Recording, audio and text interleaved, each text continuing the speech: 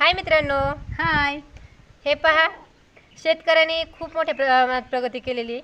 शेतकऱ्याने पहिलं 5 लिटर दूध घालत होता आता तो 40 लिटर दूध घालतोय. बऱ्याच मोठ्या प्रमाणात शेतकऱ्याने दुधात प्रगती केलेली आहे. एवढंच नाही तर दुधांच्या बॅगात पण 900 रुपयाची बॅग आता 1600 रुपयाला झालेली, त्याच्यात पण खूप प्रगती झालेली.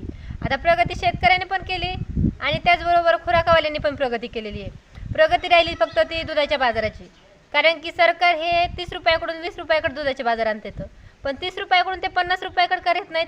हाच मोठा प्रश्न आहे शेतकऱ्यांसमोर.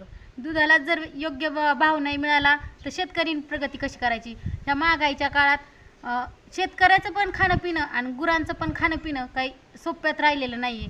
त्यामुळे शेतकऱ्यांनी दूधधंदा सोडायचा की दूधधंदा करायचा?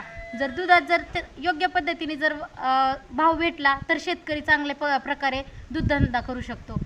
आणि एवढंच नव्हे तर शेतकऱ्याला दूधधंदा हा जोडधंदा करावा लागतो, कारण जोडधंदा असेल तर शेती परवडते. त्याच्यामुळं शेतकऱ्याच्या दुधाला योग्य भाव द्या, हीच आमची विनंती आहे कळकळीची. आणि मालाला सुद्धा असा योग्य असा भाव भेटत नाही.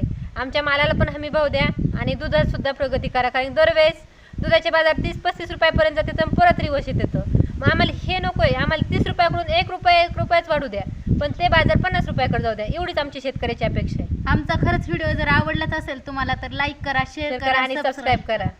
# दूध उत्पादक शेतकरी.